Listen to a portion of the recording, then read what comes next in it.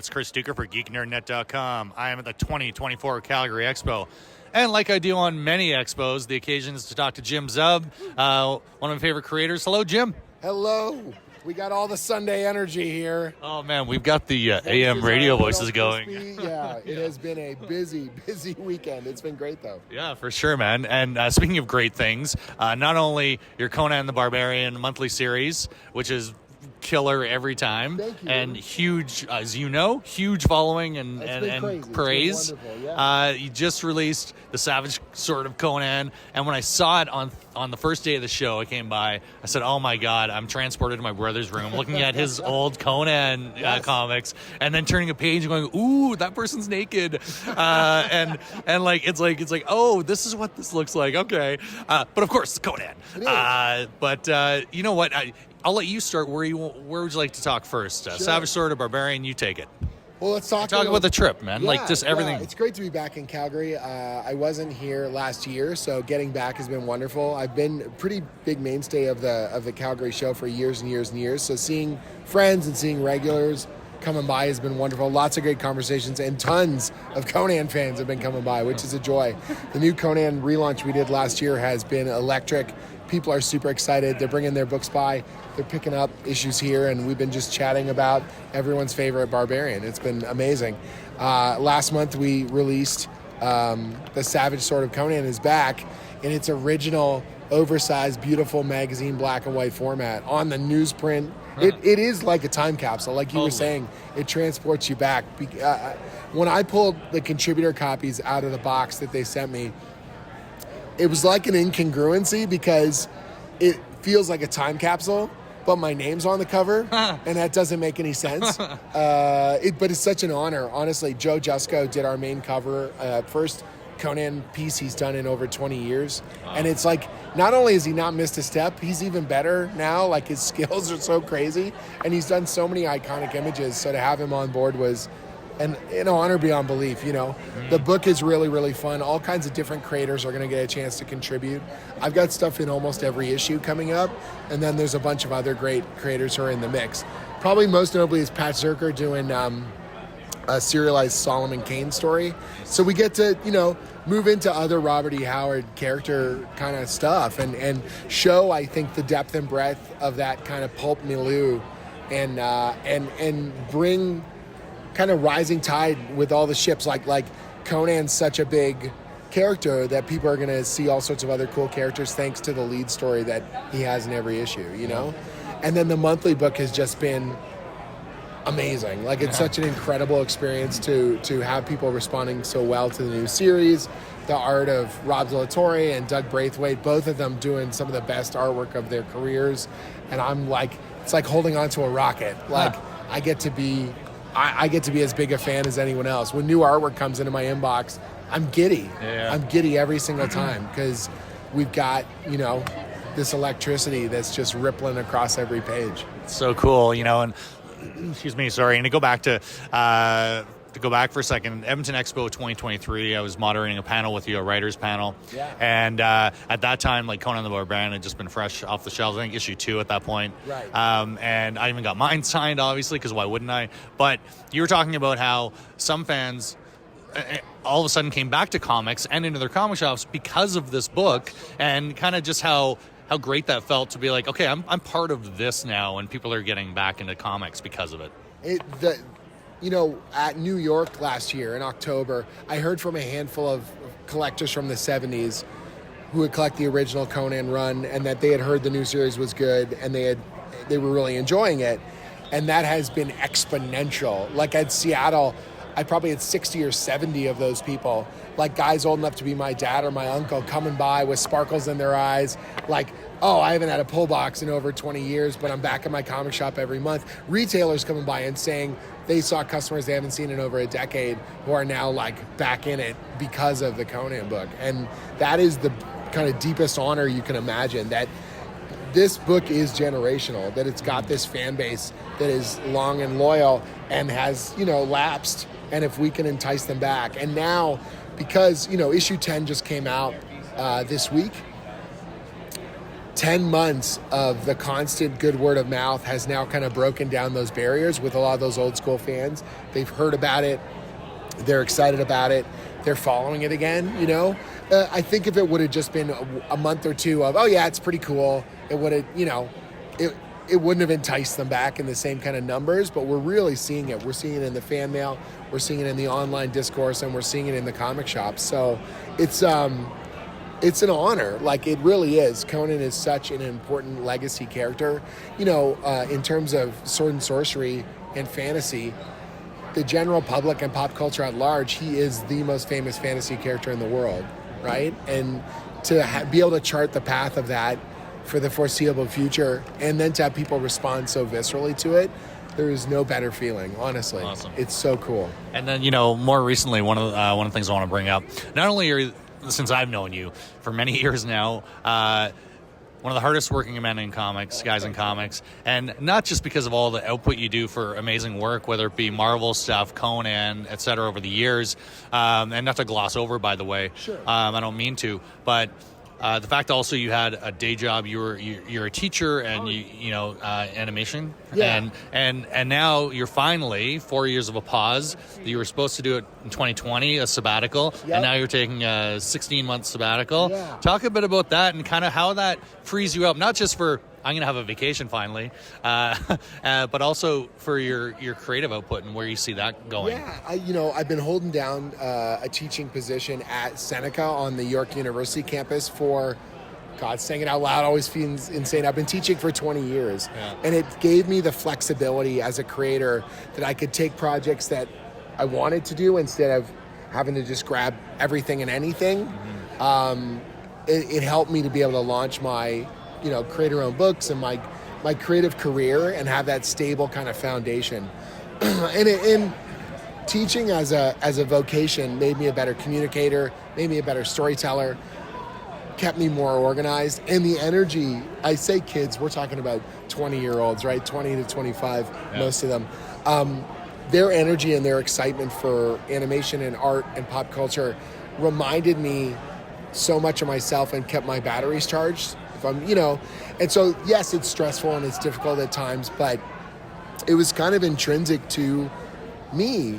And so now, for years, I've been planning financially and creatively to step away to just have one career instead of two. And now, finally, it's happening. Like, literally, my teaching sabbatical started on Monday, and it hasn't quite got through yet. Like, it doesn't feel real. Oh, this weekend, I've been talking to people, and some people mentioned, they congratulated me because they heard on my newsletter or whatever that I'm stepping away for a break. And then other people coming by and said, oh, you're a teacher. And we were talking about teaching stuff. And yesterday I was talking to someone, and just randomly I used the past tense. I said, oh yeah, I taught at whatever. And they go, oh, you're not going to be teaching again? I go, no, I am. It's just, I did, like it is, in that weird kind of moment of realizing, oh, I don't know what this even feels like. Like right. 20 years of, I joked around, for the last 20 years, my life has been defined by semesters and conventions. Amazing. Those are like how I chart time. Like, is it the fall term or is it 2 weeks before San Diego? Right, do you know what I mean? Like, these are the ways. Yeah. Are we heading up on Gen Con or is this Emerald City? Like, or is it, finals week? Yeah. Or is it Christmas break? Like, these are the ways that I've seen my life. And now to not be doing that for the next year and 16 months, I don't even know who I'm going to be this fall. I joked with my wife that we're going to have to do a road trip because I'm going to get the twitch to want to go up on campus when I have no need to be there. Nice. It's good. It's a really cool feeling. And the writing projects I've got lined up, obviously Conan is a huge part of what I've still got ongoing, but other cool projects that are starting to really form, and hopefully more. I've got a new creator-owned project that I'm going to launch at some point in the next year. Cool. That is much, long awaited, kind of something I've been really wanting to do for quite some time. And I can't wait. Yeah, I'm super pumped. I don't know what it is, but I still can't wait because all your creator-owned stuff's awesome, man. Oh, thank you, man. I really appreciate it. So it's been a joy, honestly. The response from people has been really amazing in terms of the congratulations and the good feelings. The students were so sweet.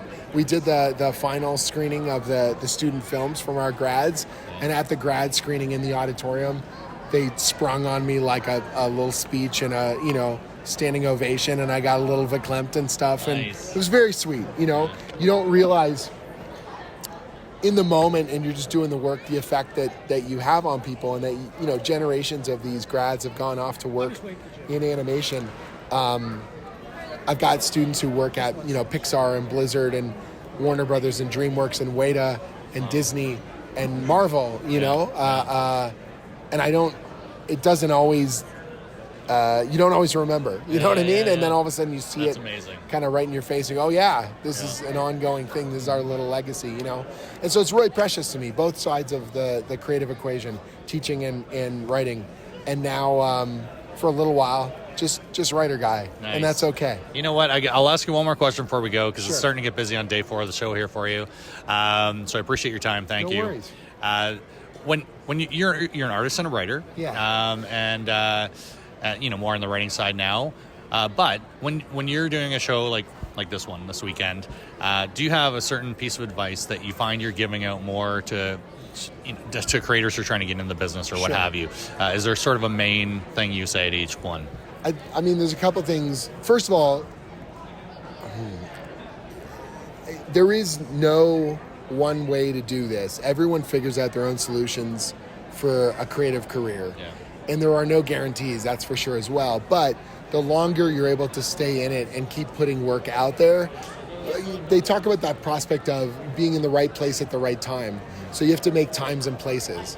So putting your work out as much as you can, as regularly as you can, growing and not just, and finishing things. I think that's a big part of it. A lot of people I know, when they start down a creative path, you're not going to be good at it, but you have to keep at it in order to get to good. And you look and you compare yourself instantly to professional work and you go, well, I can't do that. You're like, and you never will if you stop. Yeah. And that's not to say everyone gets everything they want, because it's not like that.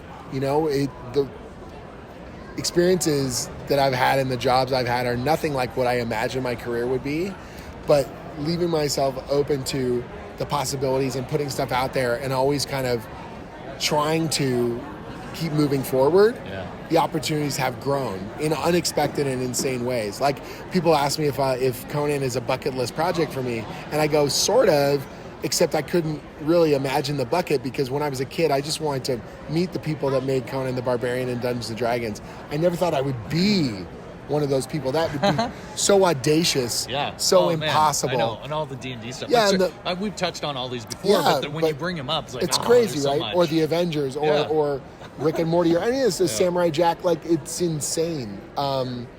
It's not possible. Like, this kid from Oshawa is going to do this stuff. But on the other hand, I can look in the rearview mirror and see a sequence of events and decisions and a constant output. And so I didn't know it would lead to this, but if I kept at it, something's going to happen. Something interesting, something wonderful. Meeting great people, first and foremost, and appreciating the collaborative process with them, and trying to be the kind of collaborator that I want to work with in the world. If I treat others well, if I am excited and engaged, then you meet exciting and engaging people and hopefully make fun stuff that's memorable. Nice. And it's not always going to be a hit, and some of those are going to be creatively fulfilling and commercially, whatever you want to call a failure, right? But other things, it's rare that you get the perfect, synchronicity of commercial success and creative fulfillment and good pay and all that kind of stuff. But on the other hand, when those milestones really come through, when all the pieces feel like they're in alignment, you know how hard you've worked to get there, and it feels really special. Cool.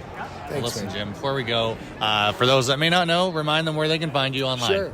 Simplest is just jimzub.com, zub.com. I said Z like an American. Oh, God. I was no. about to say it. ZUB. Oh, it's ZU. I'm at the Calgary Expo. I can say Z. Oh, amazing. You No. spell color with a U, right? I do. I swear. Okay. Except in my email to Marvel Comics, I always got to put the O in there. Yeah. But yeah, it's oh no. That's right. Yeah, I'm so embarrassed by this stupid little thing. That's amazing. It's awesome. Jimsup.com. That's the Awesome. hub for all the stuff. I've got tutorials about how to write comics and work in the industry. I've got my newsletter called the Substack that'll tell you what I'm working on and fun creative stuff and articles I'm enjoying and tutorials and recipes and all kinds of funky stuff. Awesome. And I'm at a slew of conventions this summer, and you can find out about all those on my website as well. Awesome. Thanks, Jim. No problem. Okay, 1 second.